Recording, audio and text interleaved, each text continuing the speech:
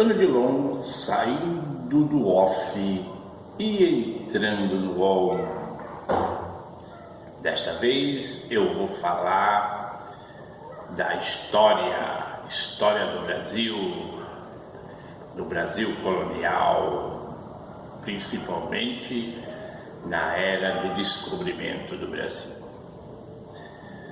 Todo mundo sabe que o Brasil foi descoberto em 1500 por Pedro Álvares Cabral, pelo menos a parte dos europeus, né? Porque aqui vocês sabem que existiam 3 milhões de índios.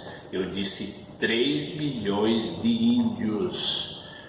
E você sabe quantos índios existem atualmente?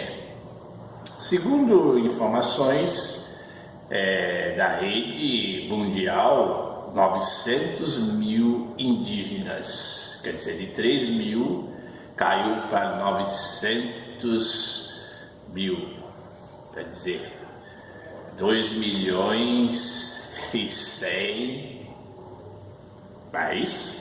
2 milhões e 100 foram mortos, e mortos pelos europeus, né? Você sabe também, que você que estudou nas escolas, sabe que o Brasil começou lá em Salvador, Porto Seguro, mas a estrutura começou a ser montada 30 anos depois. Eu disse 30 anos depois. Martim Afonso de Souza, em 1530, veio aqui para o Brasil, né? Ele tinha caminho lá nas Índias, porque Portugal, o objetivo é comercializar da Rota das Índias pela rota, né? Por isso que os indígenas aqui no Brasil são chamados de índios, né? Não tem nada a ver. Índios, porque na realidade eles achavam que era a Índia, né? E aí quando chamaram aqueles seres humanos de índios, imagine a cabeça do índio sendo chamado de índio. Índio, hoje eu falo que é a mãe deles, né? Eles que são os índios que vieram. Mas para começo de conversa, a colonização, fazer um resuminho aqui, eu não vou contar toda a história, porque vocês aí têm milhares de vídeos para saber por partes inteiras, entendeu? Quiser saber a parte regional, vocês têm aí milhares de vídeos. E acredito que sobre Santos, menos vídeos, lógico, o litoral, a parte do litoral. Mas, para quem não sabe, 1950 uma obra, 1532 foi fundado São Vicente. E os historiadores descobriram que antes de 1900, eu estou cismado com 1532, já existia gente aqui, né? O próprio João Ramalho, hoje fundador de Santo André, já estava por essas redondezas, né? Inclusive, não se sabe se ele era um degredado, se ele foi um náufrago, mas ele já estava aqui no Brasil, né? Antes do Martim Afonso.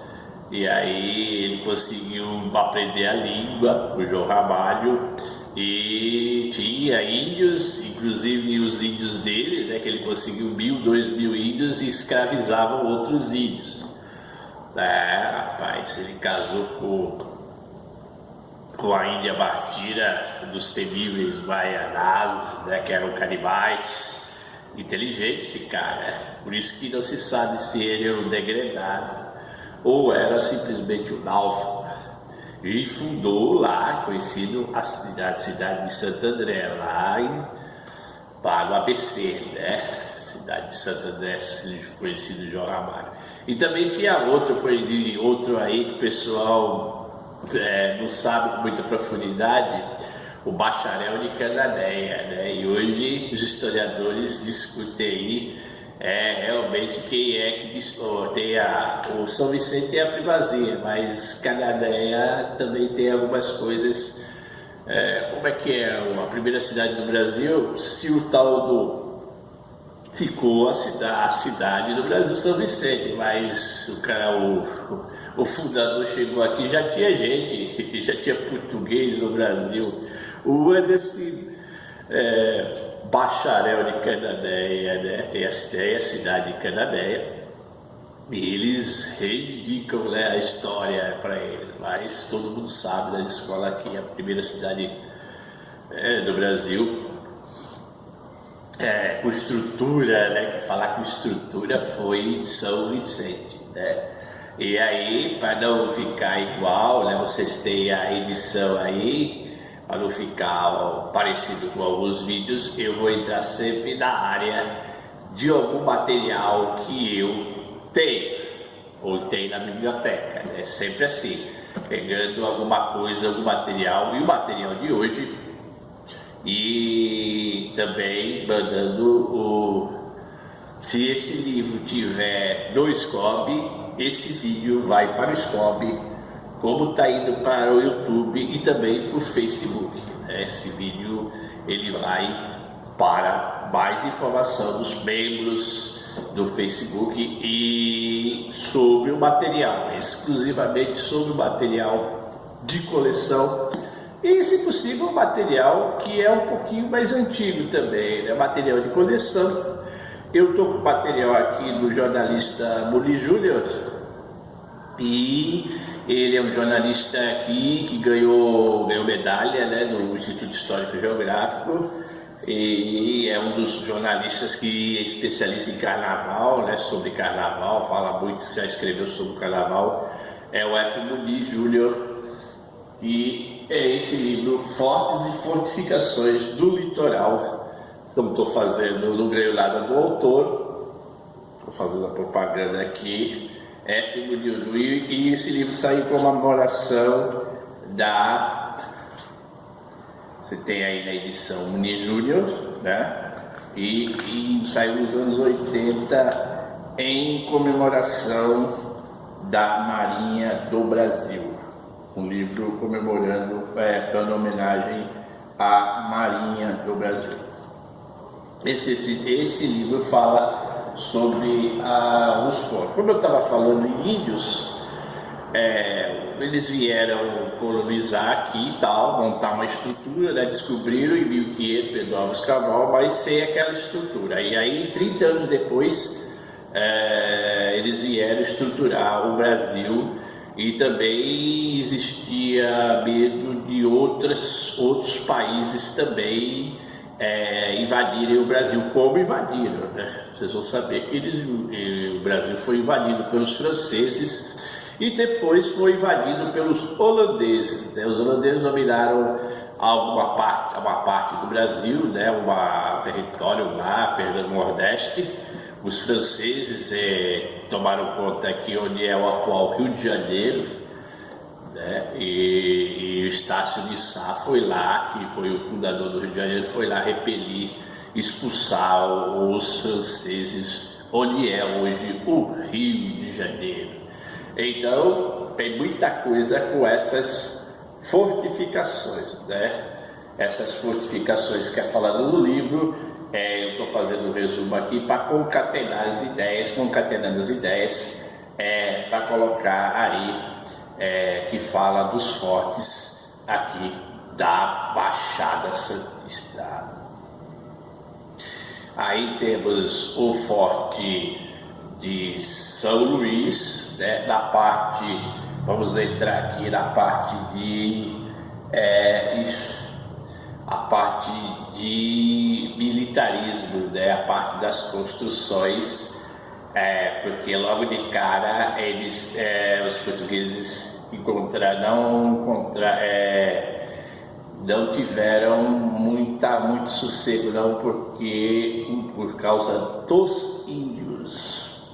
Já também destruíram, né, que os donatários foram recebendo as terras e foi formado o Tratado de Tordesilhas, né? As capitanias, mais tarde, as capitanias hereditárias, muitas delas foram destruídas e os portugueses foram chacinados, quer dizer, foram massacrados. Não deu certo, as capitanias, eles não conseguiram, tentaram montar estrutura, mas os índios chegaram, tinha os índios, lógico, os portugueses primeiros não tinham estrutura, armamento pesado, então os índios ganharam as primeiras batalhas, os índios acabaram vencendo, mas logo a notícia chegou em Portugal e olha, a gente vai precisar aqui montar uma estrutura para a gente repelir esses índios, principalmente no litoral, formado pelos tupiniquins e também pelos tupinambás. Alguns desses indígenas, né, grupos de indígenas eram canibais. Quer dizer, canibais comiam gente.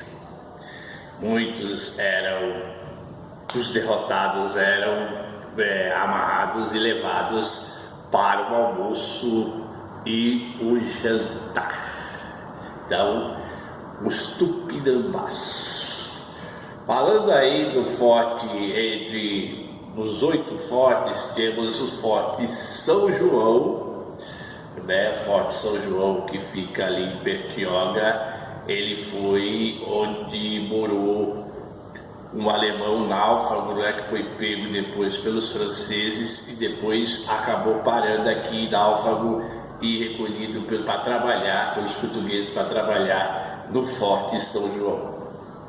Ele era um artilheiro, e também tinha seus pitacos aí, fazia seus pitacos aí como escritor, e é importante na história do Brasil que o alemão Hans Staden tem um livro onde ele fala, na época ele falhou, ele tinha uma missão, acabou falhando e acabou sendo capturado justamente pelos tupinambás. E os tupinambás, ele era para ser servido no jantar.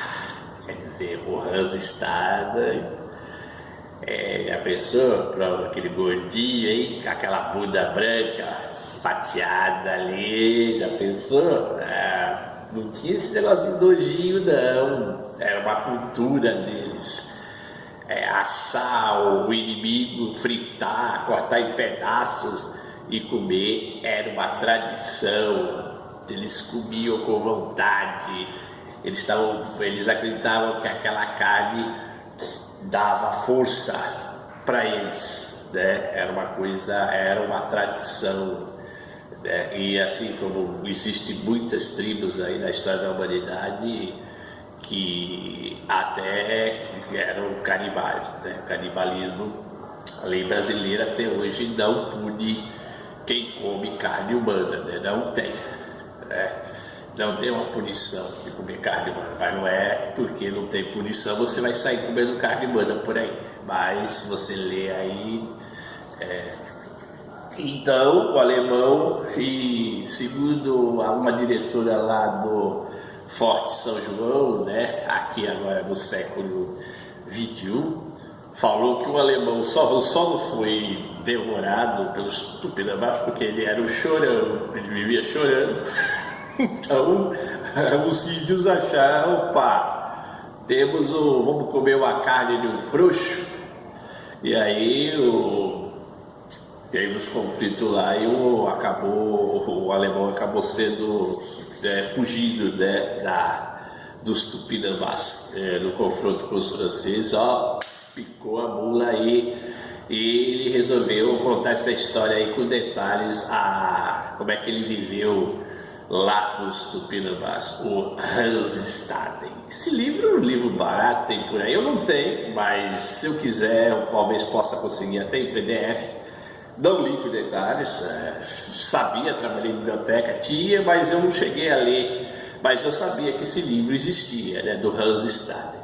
E ele, curiosamente, ele vai estar na história do forte, das histórias dos fortes, do Forte São João, né?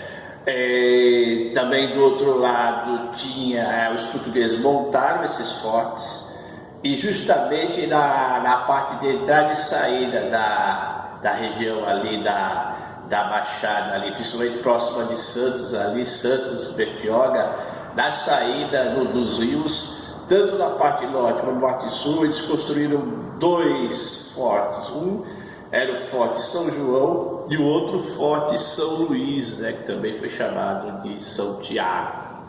Então, eles montaram em cima, e no sul eles montaram, mais tarde você vai ver a fortaleza de Itaipu, também muito conhecida, né, hoje por visitas, né, Fortaleza. Eu não visitei a Fortaleza de Itaipu, mas você pode ver os canhões, né, os obuseiros, que são canhões parabólicos, né, e os canhões antigos, que era reta, em linha reta, e os que giravam, aqueles canhões que de cima para baixo fica girando, eles rodam, né, e vocês vão ver aí nas imagens esse tipo de canhão.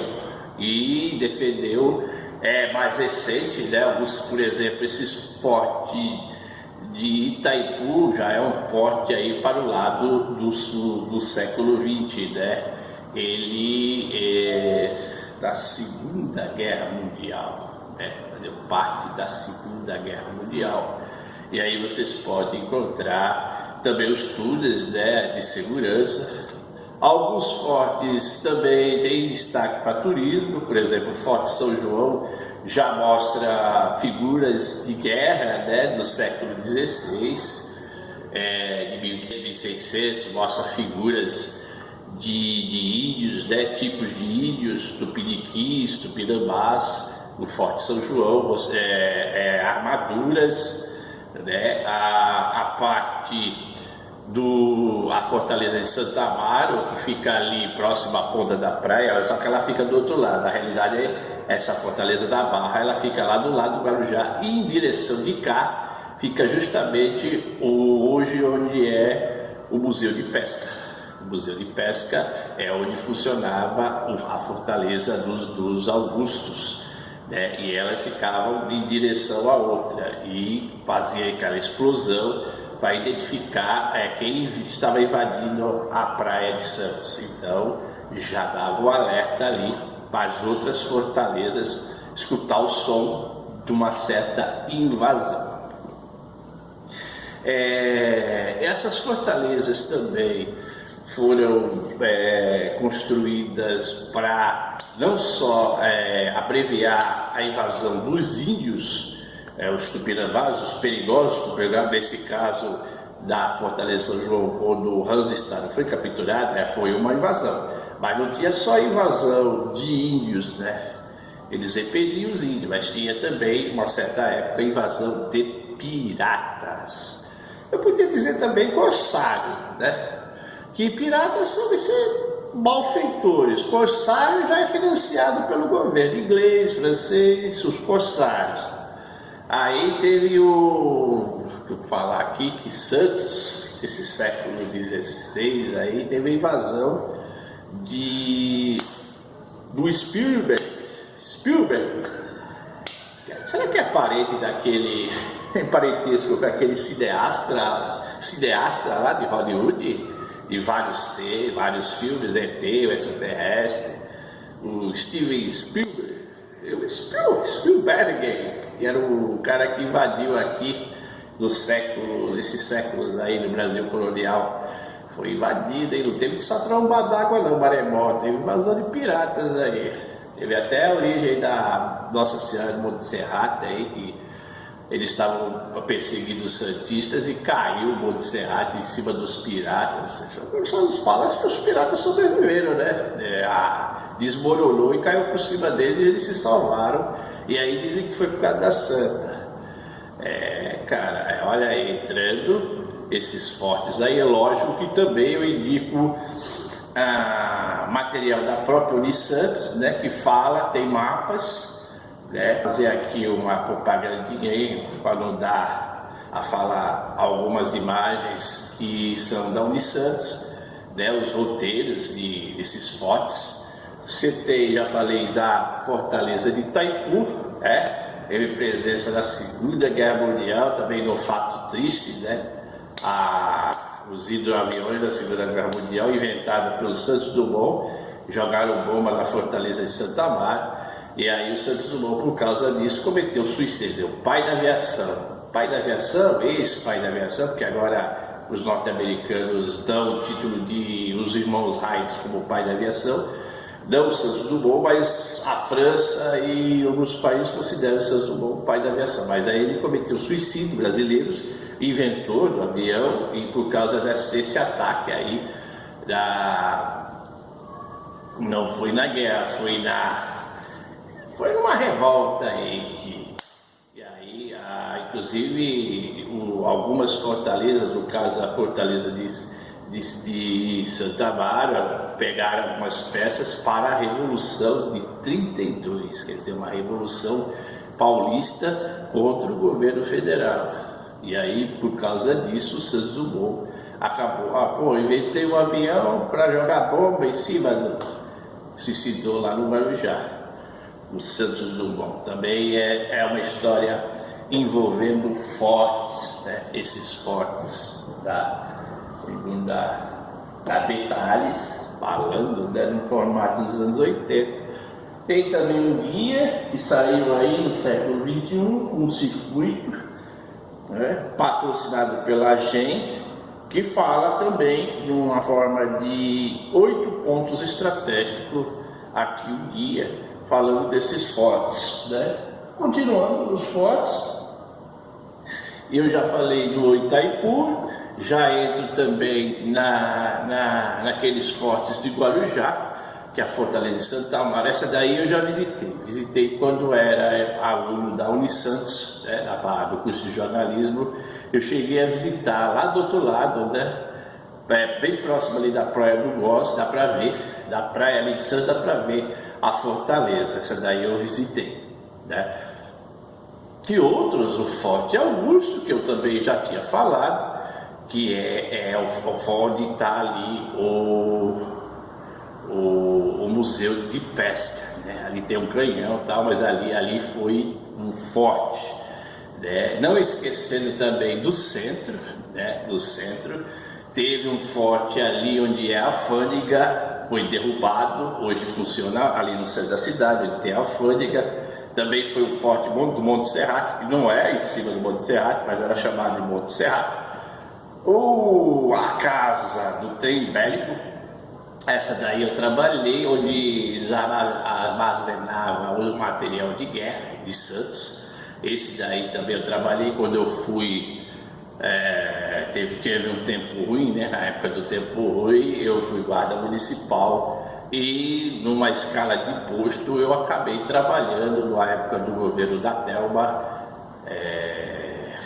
no governo, agora também dá dúvida, no final do governo Telma e também depois do Capistrano, mas creio que foi no governo do Capistrano. Eu trabalhei, eu entrei no final do governo da Telma, trabalhei no governo Capistrano lá na casa do trem bélico e pude passar uma noite lá vendo daquela casa e sentindo como tivesse ali mesmo no século XVI, XVII para cima, 1600, 1700 aí, e gostei daí. Infelizmente não tinha celular na época para eu poder fazer, eu sei nem se era permitido fazer, mas eu teria, precisava falar de onde que era, passei por tanto lugar. E aí eu trabalhei, e também lá do outro lado, atravessando uma parte do mar, né, o rio, ali tem o Forte de Itapema, que também só tem uma torre, né? A Fortaleza São Luís, lá em Bertioga, também só tem uma parede, né? E e vários aí para rivalizar com os fortes famosos do Brasil, né? O Forte Copacabana, o Forte de 4 estrelas, 3 estrelas lá no Nordeste, Pernambuco, Bahia, e o Forte de Santa Catarina, que eu não lembro o nome, agora vocês vão lembrar, pela imagem, né? O que eu não lembro eu coloco imagem. Os fortes do Brasil, né? Mais conhecido é o Forte Copacabana, onde teve preso o presidente Washington Luiz. Lembra do vídeo que eu fiz do jogador? O jogador bateu de frente com esse presidente. Ele acabou sendo deposto, Washington Luiz, e acabou prisioneiro naquele forte de Copacabana, no Rio de Janeiro. Faltou algum forte? Eu acho que não faltou nenhum forte. Temos aí o forte. Acho que não faltou nenhum forte aí. Os fortes de Santos, né? Enquadrar aí o forte ali de Praia Grande, Forte de Itaipu. Forte de Itaipu também tem histórias, né? Diz que os 2 militares brigaram e um cortou a cabeça do outro. Dizem que o morto veio buscar a cabeça. Pô, isso tá parecendo a história da Torre do Ouro de Londres, lá da Rainha Ana Bolena, a rainha sem cabeça. Pô, também falam isso. Eu li isso aqui no guia e no vídeo. E acabei entrando aí, lembrando.